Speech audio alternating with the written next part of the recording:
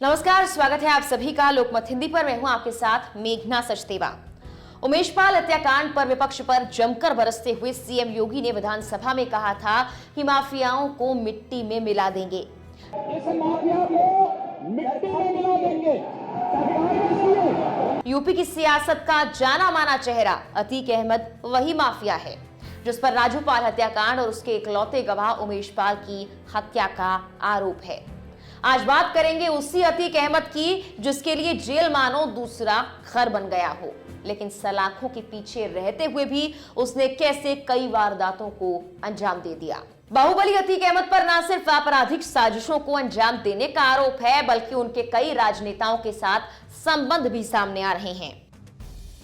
अतीक अहमद 60 साल के वो राजनेता हैं जिन पर हत्या के प्रयास, आपराधिक धमकी और हमले जैसे 70 से ज्यादा मामले दर्ज हैं।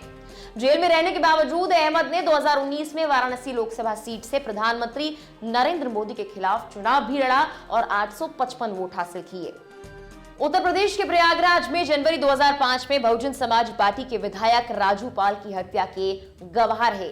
उमेश पाल और उनके पुलिस गार्ड की गोली मारकर हत्या के एक दिन बाद ही पुलिस ने जेल में बंद पूर्व सांसद अतीक अहमद, उनके परिवार के कई सदस्य जिनमें उनकी पत्नी साहिस्ता परवीन, उनके 2 बेटे और उनके छोटे भाई खालिद अजीम उर्फ अशरफ भी शामिल है, उन पर एफआईआर दर्ज की गई। सीएम योगी द्वारा समाजवादी पार्टी पर अपने शासन के दौरान इस तरह के अपराधियों को बढ़ावा देने का आरोप लगाने के बाद इस घटना ने उत्तर प्रदेश विधानसभा में हंगामा खड़ा कर दिया।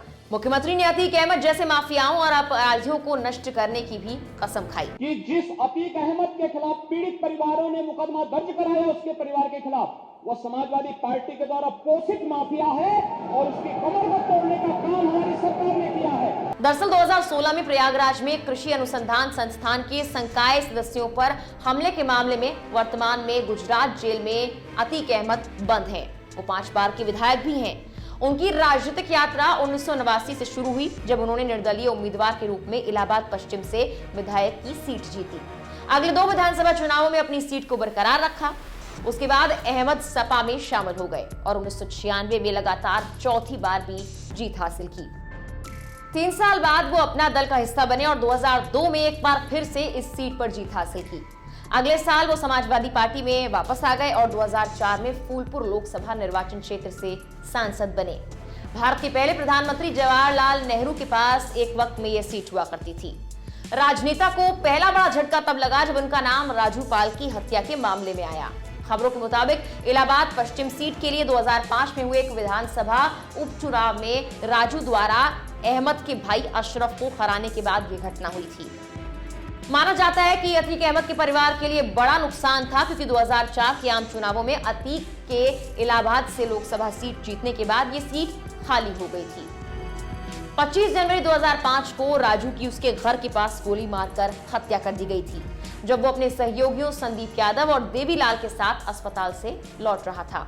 इसके बाद राजू की पत्नी ने अतीक, अशरफ और 7 अज्ञात लोगों के खिलाफ दंगा, हत्या के प्रयास, हत्या जैसी आपराधिक साजिश के आरोप में प्राथमिकी दर्ज कराई थी। राजनीतिक और पुलिस दबाव के कारण अतीक अहमद ने आखिरकार 2008 में सरेंडर कर दिया। 2012 में हालांकि वो रिहा हो गए। उन्होंने 2014 के लोकसभा चुनाव में समाजवादी पार्टी के टिकट पर चुनाव भी लड़ा, लेकिन हार गए। इस दौरान उनके लिए हालात और ज्यादा खराब होते चले गए, क्योंकि समाजवादी पार्टी के साथ उनके रिश्ते में खटास आ गई, क्योंकि अखिलेश यादव ने अपने आपराधिक रिकॉर्ड के कारण अहमद से दूरी बना ली थी। फरवरी 2017 की बात की जाए तो अतीक अहमद पर कुछ आरोप लगे। प्रयागराज में एक यूनिवर्सिटी में कुछ सदस्यों के साथ मारपीट की बात सामने आई, जिसमें अतीक अहमद का नाम भी सामने आया। इसी आरोप में पुलिस ने उन्हें गिरफ्तार किया था और वर्तमान में वो जेल में बंद हैं। फिलहाल के लिए इस वीडियो में इतना ही। इस तरह की और वीडियोस के लिए आप हमारे चैनल लोकमत हिंदी को सब्सक्राइब जरूर कीजिए।